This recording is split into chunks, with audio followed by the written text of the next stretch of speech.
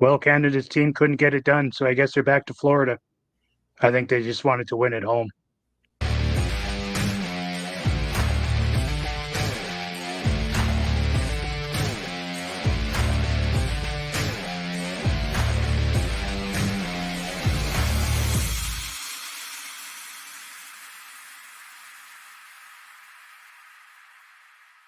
Ladies and gentlemen, it's my pleasure to announce that Smooth Sack Summer is officially upon us. When you're playing in the summer sun, make sure you're groomed from pubes to bum. Thanks to our friends at Manscaped, you can make this season your smoothest yet. The Performance Package 5.0 Ultra is the ultimate bundle to keep your boys downstairs cool while looking hot. Join the 10 million men worldwide that trust Manscaped with their exclusive offer. Get 20% off plus free shipping when you go to manscaped.com and use code THPN. Summertime and the trimming is easy. The Manscaped Performance Package 5.0 Ultra has everything you need to prepare that summer bod. Every man knows how scary it can be when you're going for a close shave below the belt. That's why I trust Manscaped for all my sensitive areas. Inside this package, you'll find the star of the show, the Lawnmower 5.0 Ultra. The 5th generation trimmer features 2 interchangeable next-gen skin-safe blade heads, a standard one for taking a little off the top, and a new foil blade to go smooth wherever your heart desires. Get 20% off plus free shipping with code THPN at manscaped.com. That's 20% off and free shipping with code THPN at manscaped.com. It's Smooth Sack Summer, boys. Get on board or get left behind. I really don't think any team in the history of the NHL is going out there and being like, you know what? Let's not win the Stanley Cup tonight. Let's wait for another couple nights. Yeah, I don't know. I mean, they've pretty much have been slapping them all around. Well, I guess goaltending has been slapping them around for the first 3 games. So I think they probably felt pretty confident coming into the game, and that's usually the end result when you come in a little too cocky, right? That's kind of how I feel about it too. They thought the series was won, like the Panthers thought the series was won, and the Oilers were just like, no, Yeah. you can't just blow over the Oilers, right? No, As no. much as we hate them, like they've got some insane talent on that team, and you can't just pretend like you're going to win the game. You have to actually try. And I thought Florida, especially in the first period, kind of thought that Edmonton was going to roll over, and then by that time it was too late. Yeah, that's pretty much it. I think I think we just saw the Blue Jackets. Bobrovsky, I think, is what happened there. Well, I mean, Bobrovsky, when he played for the Blue Jackets, he didn't they sweep? Isn't it like that their own the Blue Jackets' only playoff series win in their history is when Bobrovsky swept the Lightning the year before the Lightning won the Cup? Yeah, that could be. That sounds about right. Yeah. So I don't think like Bobrovsky's always been a decent to good goaltender, except for like 2 years, and we all just took those 2 years as that's what he is now, instead of realizing, he just had a couple of bad years. Well, I mean, the NHL is fickle, right? Especially goalies. Definitely, yeah, especially goalies for sure. It's and what like have you done $10 for me million. lately? Yeah. I mean, you have to give the Oilers credit too. Like, as much as I hate doing that, honestly, this series should be tied, if not 3-1 Edmonton, based on the flow of play. But based on Florida capitalizing on basically every mistake Edmonton made for 3 straight games, while not really holding the play for 2 of those games at all. They ended up being up, and I think everyone in Flamesland is pretty thankful for that. Yeah, I mean, I'll agree, but I'll also kind of disagree, because we all know that the only teams that excel in the playoffs are the ones with a dominant defense and goaltending, and and obviously there's one team out of the two left that have that. So 100%. the actual outcome doesn't really surprise me per se. No. But I mean, you are right. I mean, Edmonton has controlled more of the minutes so far. So Yeah. I'll give you that for sure. But I mean, when you Based have, on Skinner versus Bobrovsky, they're losing the series 3-1. And that's right. yeah, like Skinner's had some good stretches, but most of the time he's just fairly ass. He was really good against the Stars, but for the most part he's just been ass. And the Oilers have just been able to outscore their opponents. Yeah, that's pretty much what they had to do all season too, right? That's what got them there in the first place. So yeah, I mean, it is what it is, man. It sucks that Edmonton's there. It kind of sucks that Florida's there too. But if I had to pick between the two, it's not even close, right? It's Florida, and you know, there's a chance that Edmonton could come back and really make it a series, but I don't see any chance in hell that Florida's not gonna realize that they missed a golden opportunity last game, and they're gonna come in and just lay the Oilers out in Game 5. That's my thought, anyways. My prediction. I don't really know if that's going to happen, but that's my prediction. Yeah, I can roll with that. Well, let's move on to some Flames talk. Yes, please. Yeah, let's do it. So how about this little tidbit that came out a couple days ago? The Flames are rumored to be interested in Jake DeBrusk again. What? For like the 6th fucking year straight. I mean, I can't believe they haven't done it. I've been saying this for half a decade. What this team needs is Jake. That'll put us over the hump.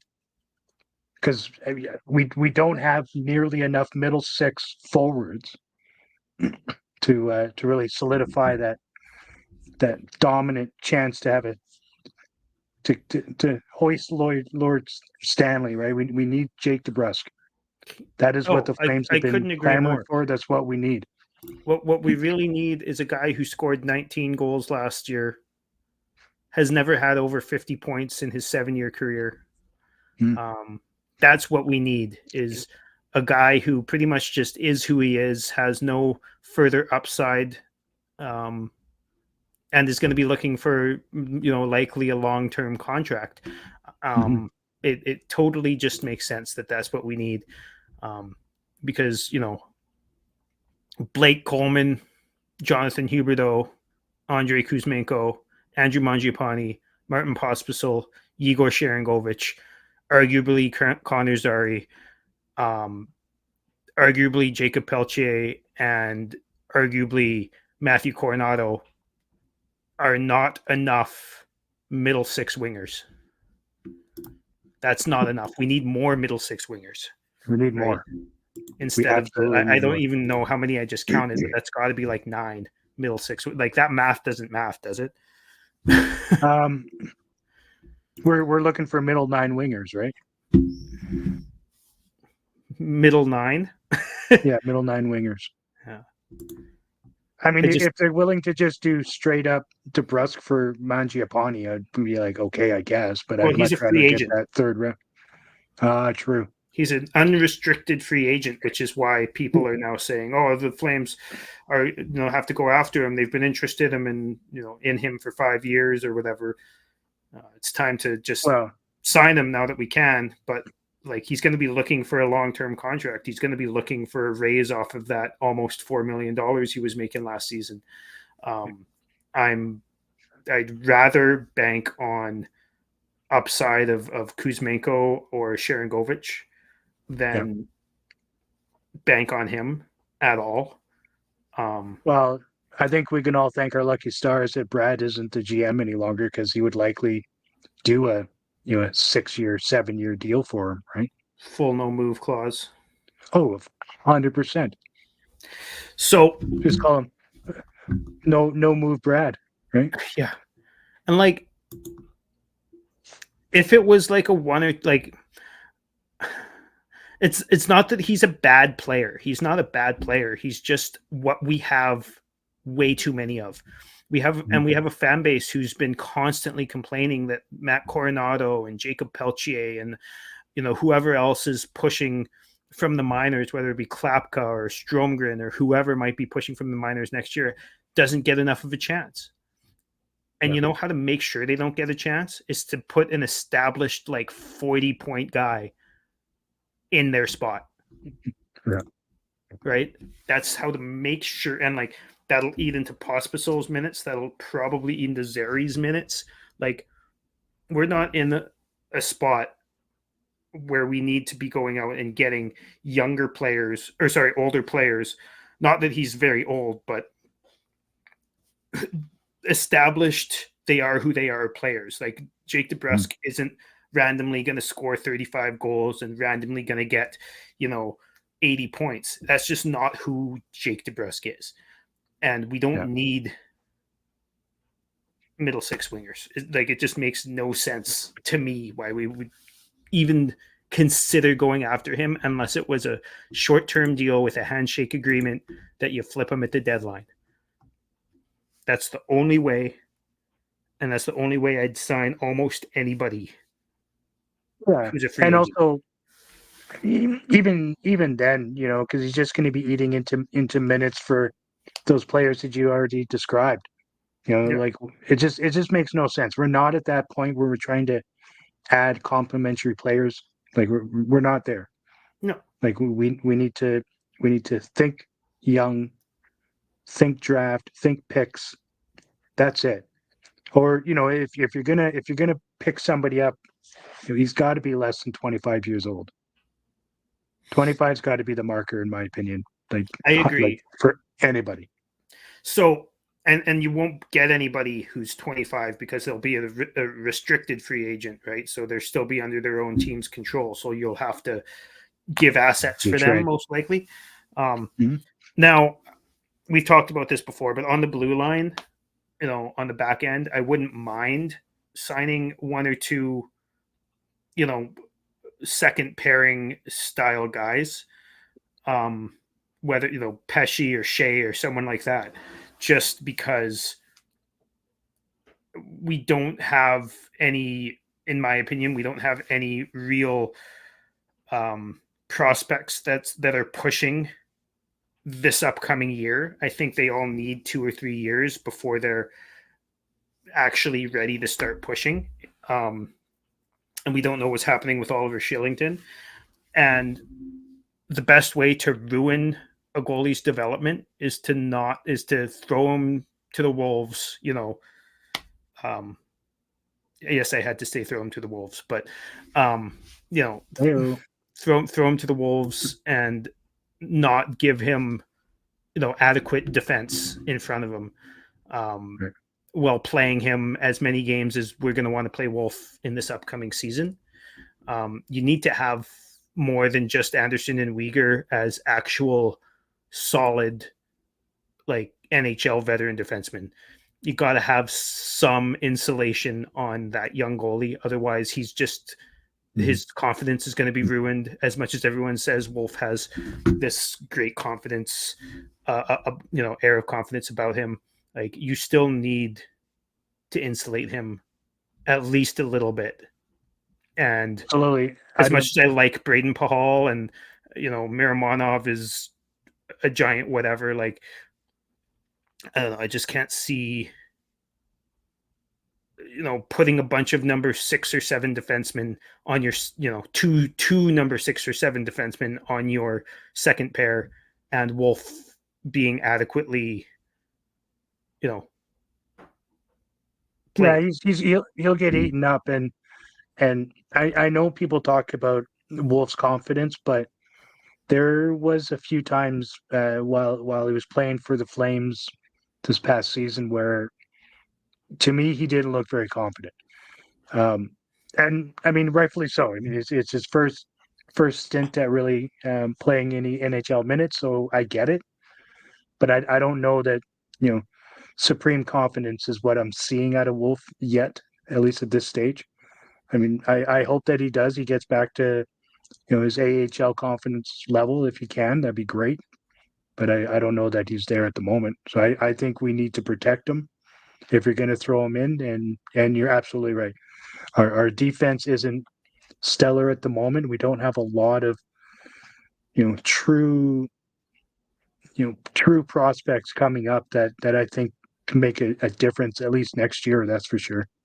Yeah, like I can see Burstevich, I can see maybe Poirier or Kuznetsov or some of those guys coming up and being impactful players for the Flames in 3 years, That's two, right. 3, 4 years, depending on which guy it is, right?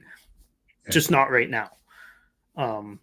Like Burstevich hasn't even played a professional game, has he? Or did he play with a game or two with the Wranglers? I can't remember. But either way, Yeah. You need, especially as a defenseman, most guys need a few games or a couple years in college or whatever it is, right? Like they're just not there Yeah. yet. And the guys that we have are mostly 6 and 7 guys and not 2, 3, 4 guys.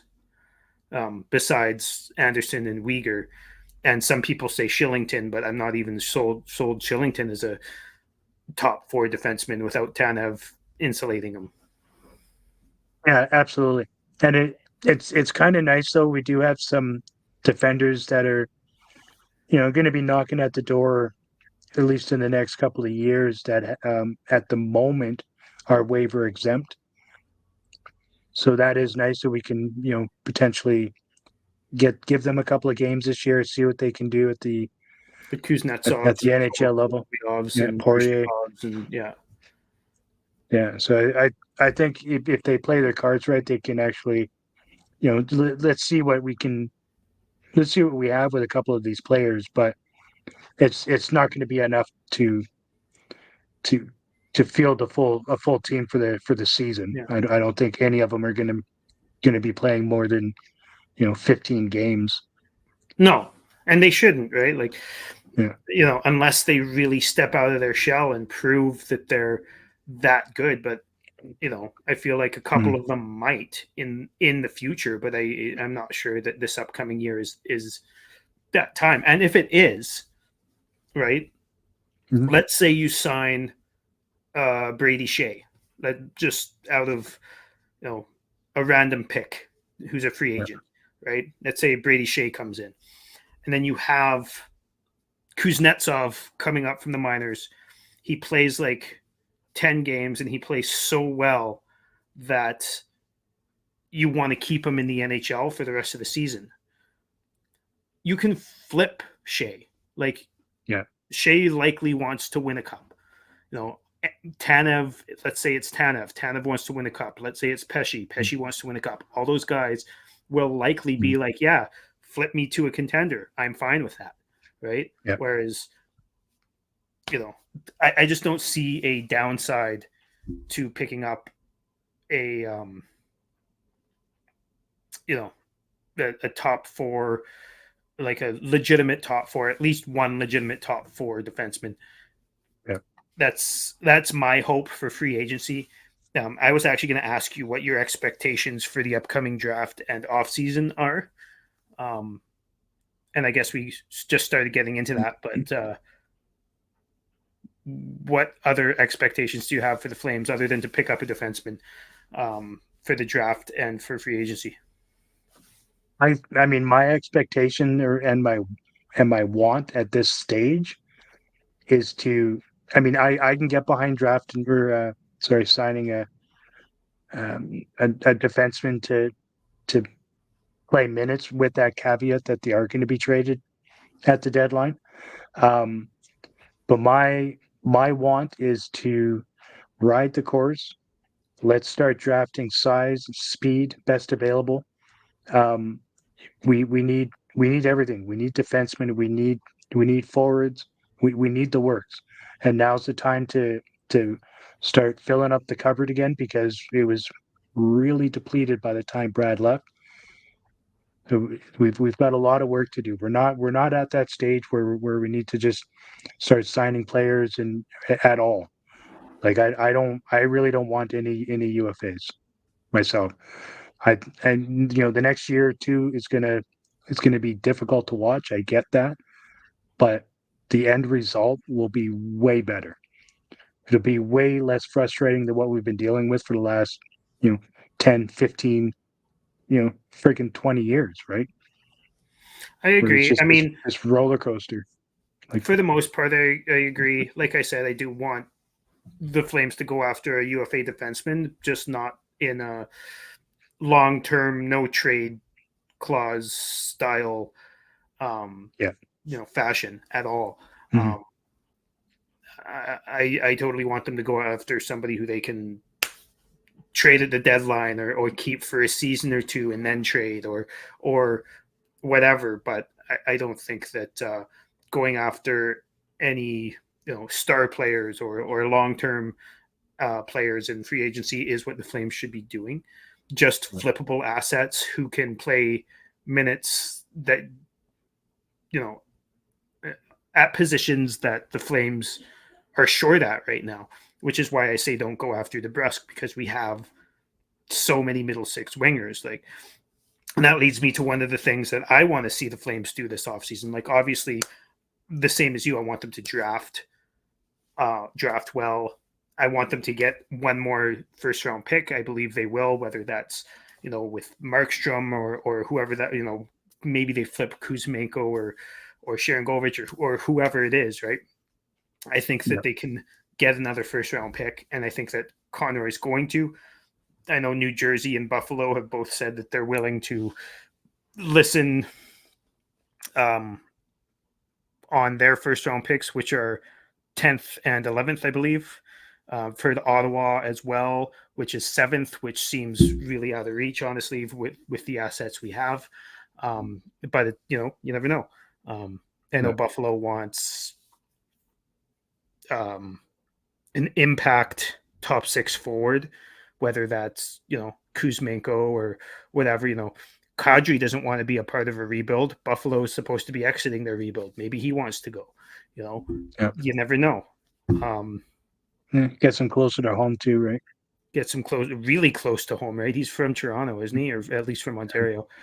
Yeah. Um, and but I do think that they should look to extend either Sharon Govich or Kuzmenko, depending on the price, obviously. But I think they should be looking to extend, a couple of those guys, one or both of those guys, because I think that if they're not going to flip them, um, like Kuzmenko puts butts in seats. He's Mm-hmm. a relatively exciting player who can pot goals and honestly he's a game changer when he's on.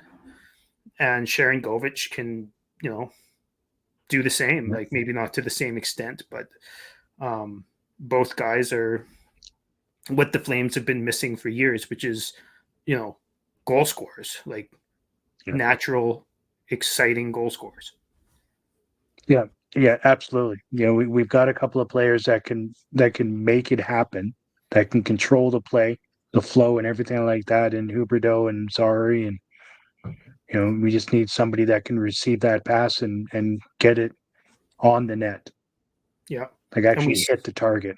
Yeah, and we saw some pretty decent chemistry between Huberdeau and those two guys on the power play in the Yeah. last month of the season. I think the Flames were one of the top power play teams over the last month, Mm-hmm. um, which actually leads And me to the next thing I wanted to talk about, which is the chase for the Stanley Cup continues, and the action at DraftKings Sportsbook, an official sports betting partner in the NHL, is just as hot as it is on the ice.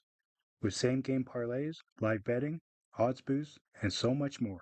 Don't miss out as the Stanley Cup playoffs wind down. And if you're new to DraftKings, you got to check this out. New customers bet $5 to get 150 in bonus bets instantly. Download the DraftKings Sportsbook app now and use code THPN. That's code THPN for new customers to get $150 in bonus bets when you bet just $5. Only on DraftKings. The crown is yours. Gambling problem? Call 1-800-GAMBLER. Or in West Virginia, visit www.1800gambler.net. In New York, call 877-8-HOPE-NY or text HOPE-NY. That's 467-369. In Connecticut, Hope is available for problem gambling.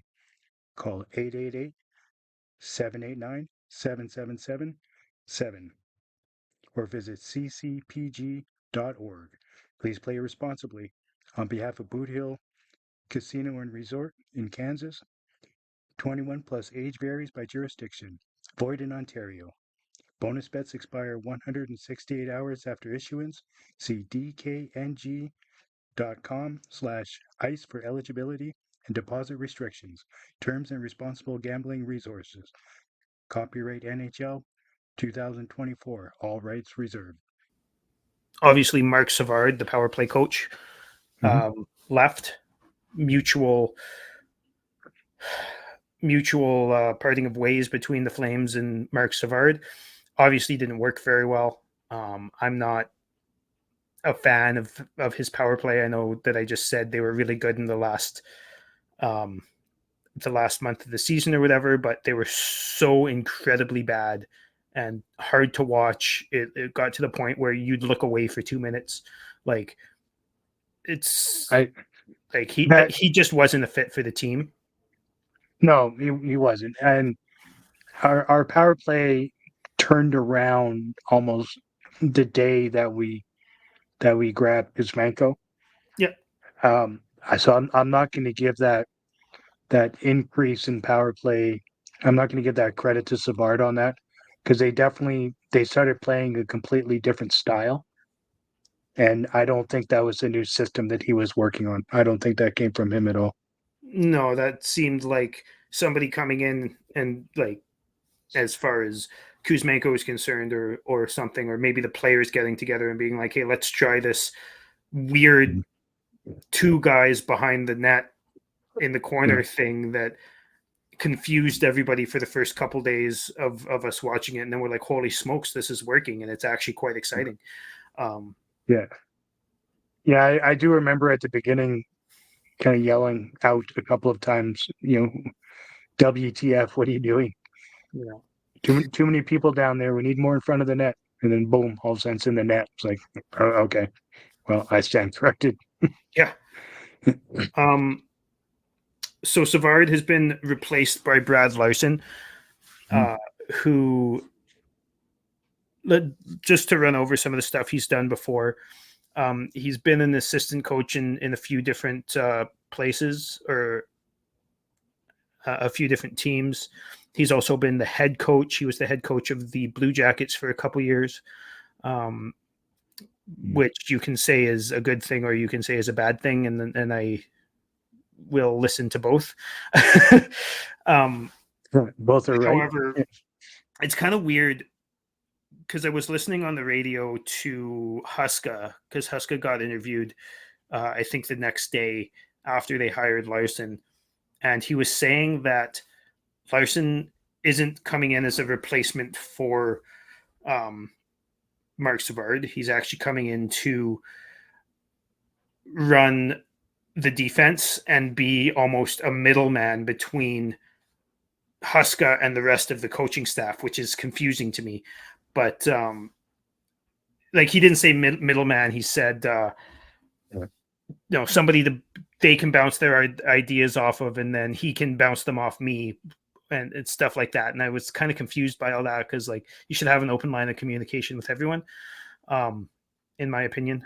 But apparently he wants Larson to be more of the defensive coordinator, and he wants Cale McLean to take over for the forwards and the power play, which is, I mean, McLean's been in the organization for a couple years, or for a few years, and our power play was only ever good one of those years, and I don't think that was his doing. But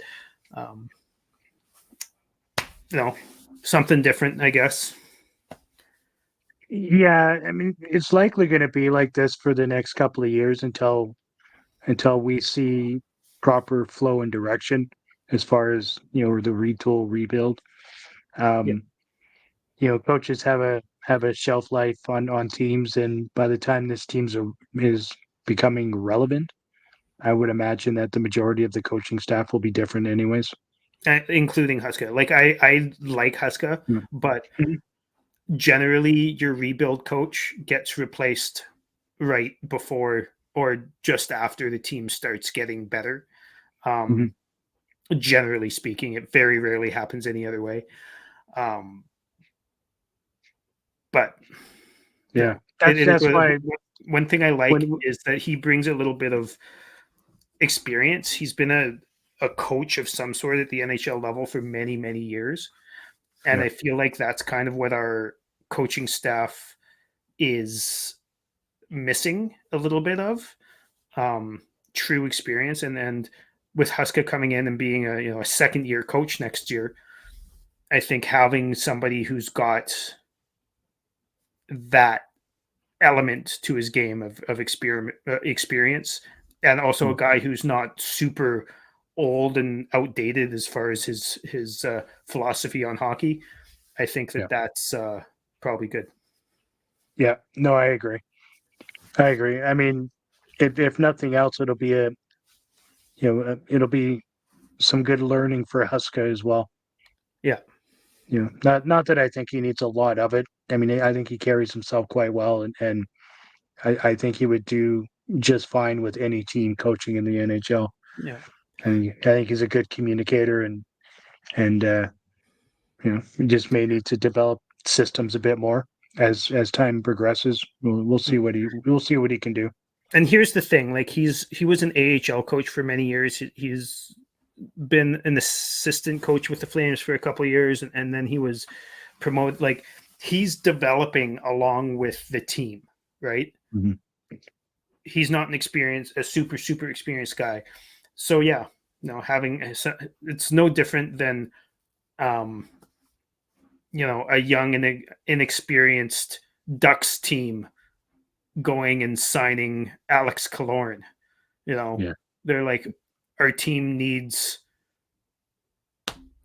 a little bit of veteran leadership, and it's the same thing but in coaching, right? yeah, We just got a little bit of veteran leadership. hmm yeah, yeah, absolutely.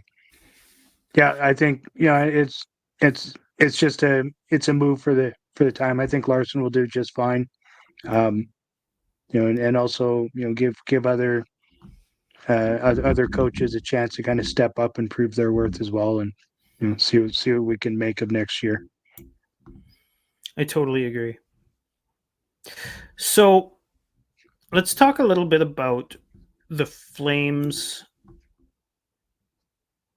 and all these trade rumors, whether it be Marty Nietzsche or Jacob Markstrom. There's been a lot of that, or Andrew Mangiapane, or um, Trevor Zegras, or whatever. Mm-hmm. So first of all, there's been a whole bunch of people, whether it's experts and the Friedmans and Merricks and all of those guys of the world, or just fans talking about us trading Jacob Markstrom. And I do think it's imperative that we do this off season, because he's a guy who tends to have one good season and then one not so good season, and we'd be capitalizing on an asset that we picked up for nothing. Asset wise, right? We just signed them in free agency. We'd be capitalizing on that and bringing younger assets back, which is what you need to do. Um, but I don't think, I could be off on this, but I don't think the Flames are even capable of trading him, even at half retained, as we stand right now, just for picks. I think we need to take somebody with salary back. And that is because the Flames are really close to the salary cap floor.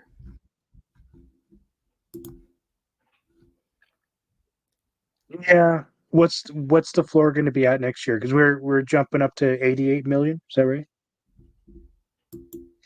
I'm not sure what the floor is at next year. Um, it's usually about, isn't it usually about 20 million less than it is? I'm Yeah. not exactly sure the exact number, but I mean, we're 20 million under the cap floor right now, and then, you know, if you trade Jacob Markstrom or Mangiapane or whatever, that's $6 million less. And I mean, I think you're allowed to go over the cap a little bit or under the cap a little bit during the summer as long as you fix it. I think it's Mhm. like 10%, but it's still something to look at, because then if you do end up going under the cap and then you're trying to make trades to bring salary in, other Mhm. teams are going to know you're doing that. They're going to know your cap situation, and they're going to try and take advantage of that. No, that's fair. Um, Again, you can I sign think free agents, but I think depending on what they do with Shillington, I think they'll probably add likely 3 million to the mix with him. So even if we trade Mangiapane just for picks, we would likely be just under that floor situation. But I think that'd be picked up with like Wolf and because we do need other players on the roster anyways. But you're right, we would be awfully close to it. So I mean, I'm not opposed to bringing back even a bad contract for a year or two, even for that matter, if it means that we get a better pick out of the situation for Markstrom. I 100% agree. Um, the only thing I want to say about that is I know everybody's hyper fixated on New Jersey. Mhm. Um, I don't see. I've looked at New Jersey's cap friendly page. They don't have bad money. No, no, I guess not. Because I mean, they kind of they've done the rebuild thing, right? Yeah, but I could see a team like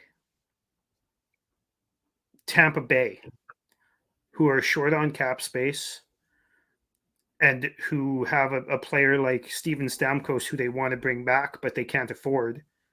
Hmm. You know, you could go up to them and be like, "Hey, you know, we'll take Tanner Jeannot and a third round pick for future considerations," and then that helps you with your salary cap floor problems, and it also gives us another pick, right? Yeah, yeah, exactly. Do we know what Hamilton's situation is in Jersey? Is he coming back next year? Oh yeah, yeah, yeah, Yeah, yeah. He had, I think he broke his leg or something like that, but he's that it was. slated to be back next season. And Yeah. that I wouldn't call that bad money. I mean, it's more than I would No, pay Hamilton, but he's also like a legitimate number one power play defenseman, and a guy who can easily play on, be your second or third defenseman at 5-on-5 as well. yeah, no, I certainly wasn't suggesting that we should grab Hamilton. He's got a number of years on his contract still, and I'm not a fan of the player. So I yeah, I certainly wasn't trying to build a case to bring him back. I was just kind of looking at their their uh, salary cap hit that they're at right now, and whether or not he's going to be adding to that mix or not. Right. I mean, 9 mil is a big one. Yeah. So here's another, like, I know we went through Nietzsche on our last episode, so I don't really want to get into him, but let's get into Zegras a little bit. I can't remember if we did actually talk about Zegras on our last episode. I think Um, we've touched on it a couple of times, but touched on it. Okay. yeah. Um,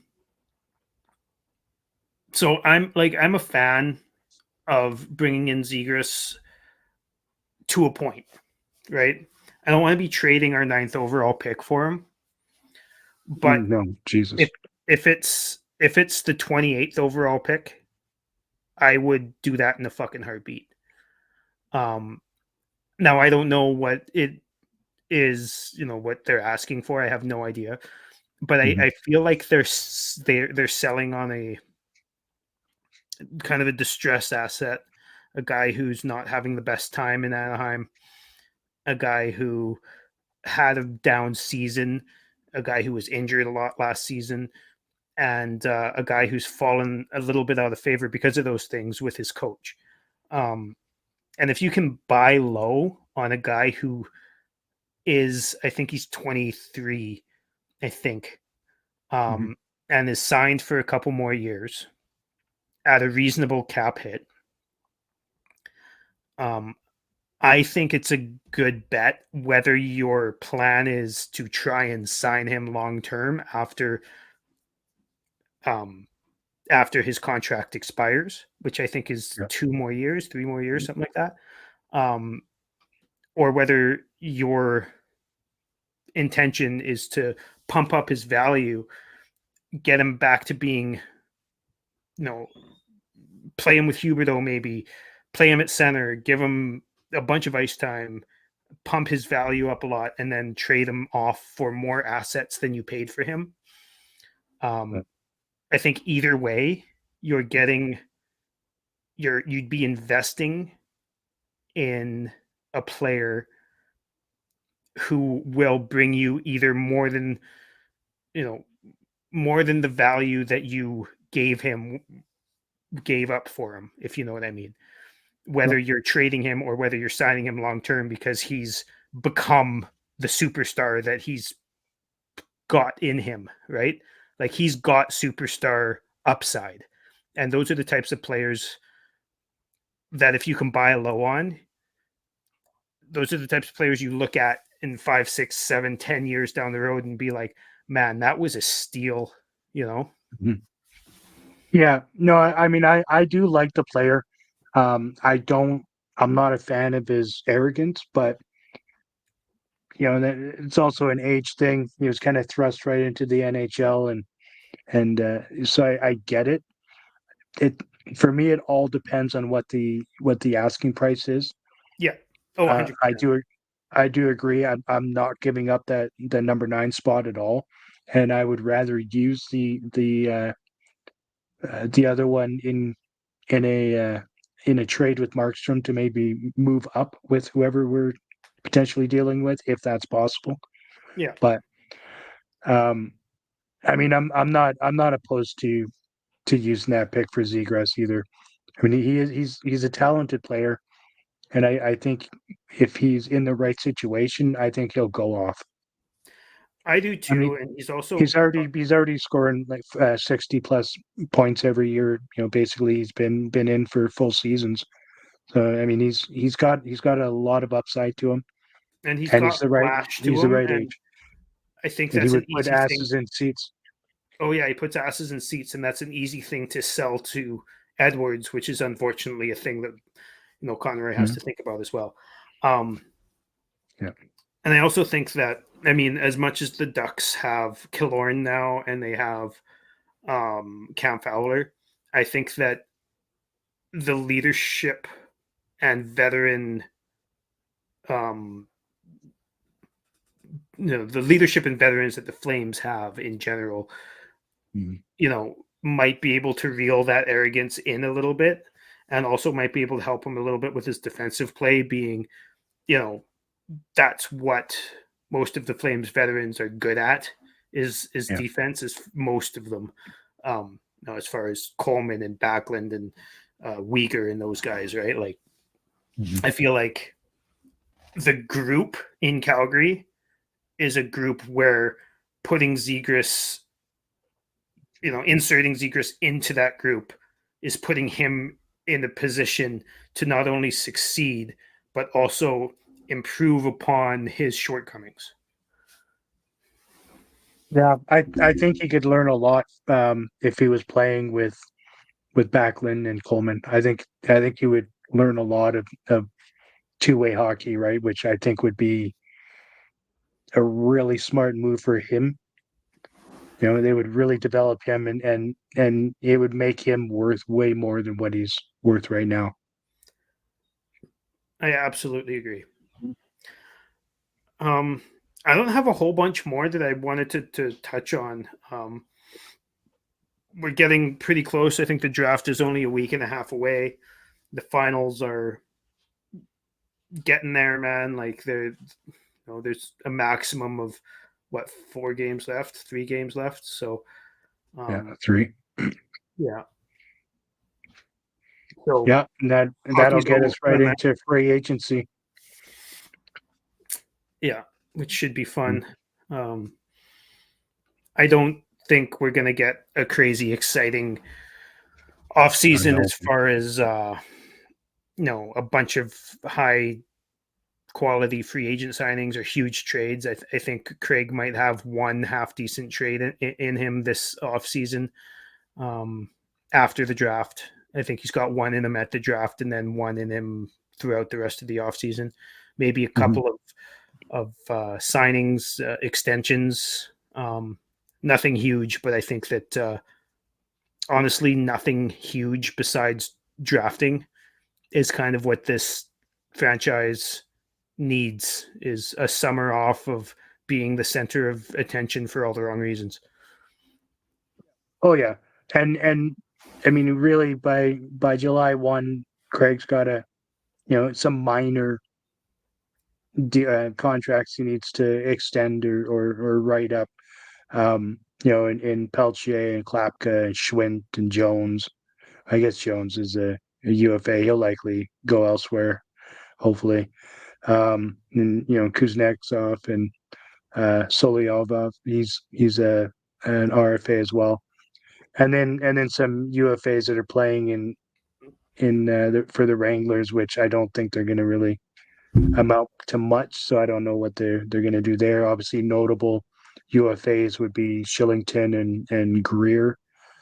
I'm not entirely sure what the plan will be for Greer, but I mean he sure busted his ass and proved his worth last year. So it's I kind of feel like he almost needs a reward for how he showed himself last year. He was definitely one of the like he wouldn't be taking minutes away from guys like Peltier and Coronado and stuff like that, right? No, he'd be the 12th or 13th forward, and those guys are guys like you probably want to slot. Like, let's say you move Mangiapane, you probably want to slot Coronado or Peltier in that spot beside Backlund, and you probably want to slot the other one in the top 6 somewhere. Yeah. Peltier maybe on the 4th line, but like Greer's not going to be taking, moving up the lineup and taking other players, developing players' time away. I don't think. No, I agree. So interested to see what happens there. I wouldn't mind that. A little bit of toughness and grit, and like honestly, he's quite fast as well. So I wouldn't mind that. And he seems great in the room too, right? And he's a pro team type player. Like he even like in his interviews last year, he was just excited to be here, or excited for the opportunity. At least that's the way he carried himself. The way he breaks down the game in the too. locker room. Yeah, he's a very intelligent guy, and congratulations to him. I know it was a couple weeks ago, but he graduated Boston College, I believe. I don't know exactly what he was taking, but to be doing that throughout a hockey season is pretty impressive. That is impressive. Yeah, so congratulations. Yeah, absolutely. Yeah, I had forgotten about that. You're right. Congratulations to AJ. Yeah. Cool stuff. Well, should we leave it at that, my friend? Yeah, sure. I'm curious what the fan base, those of you who listen to us, I'm curious what you guys feel about, or how you guys feel about the Flames off season, what you guys want the Flames to do in the off season, if you agree with us on grabbing a defenseman, or if you'd rather not. How you guys feel about DeBrusk. So let us know in the comment section down below. We'd love to chat with you about that in the comments, and make sure you subscribe on YouTube, subscribe on Apple Podcasts, Spotify, whichever way you might be listening to us. Make sure you check out the other shows on the Hockey Podcast Network. I'm sure, as most of you just noticed, we got another sponsor on the podcast network, on the Hockey Podcast Network. So make sure you shave your balls if you have them to shave. I might shave live on the next episode if YouTube will be cool about it. Probably not. I'll tell you what, I will skip next episode. I'll have to bring in a special guest, I guess. Yeah, sure. Yeah. Make it the guys that run the Hockey Podcast Network, so they can see what our show is all about. Right. Yeah, follow us on Twitter at ArmChair GM_pod. I'm all over on Reddit.